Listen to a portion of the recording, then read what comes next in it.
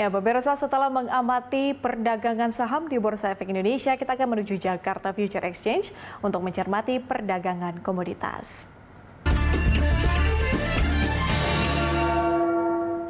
Dan untuk mengetahui perkembangan di pasar komoditas, kita telah terhubung dengan analis PT Didimax Berjangka, Chenli Yani.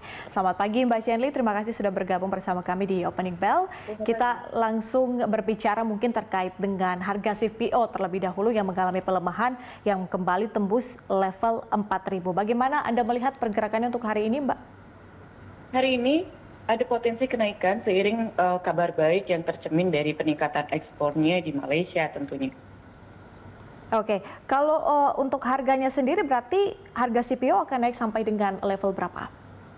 Kalau untuk harga CPO akan naik dari kisaran 3.700 ringgit per ton sampai bisa tembus ke 4.000 ringgit per ton untuk harga kenaikannya.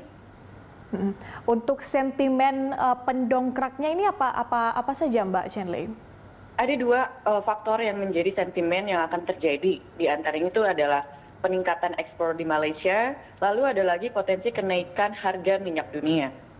Sampai kapan kemudian sentimen ini akan berpengaruh untuk CPO?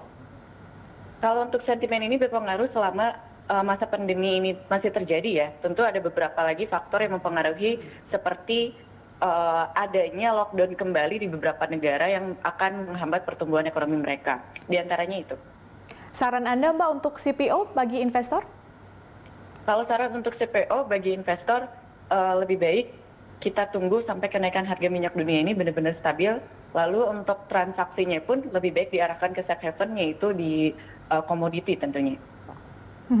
Mbak Chenli, ini kan ada pembatasan atau PPKM seperti itu yang dilaksanakan atau dilakukan oleh pemerintah. Apakah kebijakan PPKM ini mempengaruhi pergerakan dari komoditas CPO misalnya atau mungkin komoditas yang ada di bursa kita?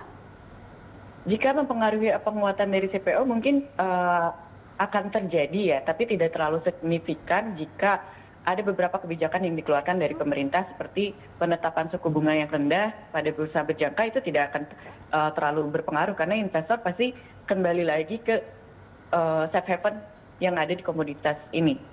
Kayak gitu. Bagaimana dengan pergerakan emas, Mbak Chenli? Anda melihatnya akan bergerak seperti apa untuk hari ini?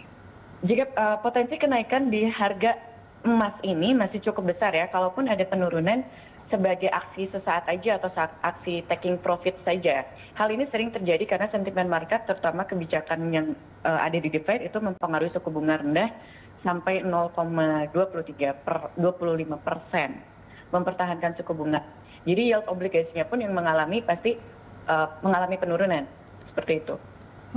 Kalau komoditas lain Mbak Chenli seperti kopi mungkin atau coklat, Anda melihatnya pergerakan akan seperti apa? Kopi dan coklat masih dalam pengaruh peminatnya yang lebih besar dibanding komoditas-komoditas lain. Tentunya emas, olain, kopi itu pengaruhnya lebih besar. Pasti transaksinya pun lebih banyak dibanding yang komoditas yang lain gitu loh. Karena apalagi sekarang kita akan menghadapi Ramadan serta Idul Fitri, pasti dari komoditas seperti olain pun akan mengalami peningkatan untuk transaksinya. Baik, Mbak Chenli Yani, terima kasih sudah bergabung bersama kami di Opening Bell. Selamat bertugas kembali.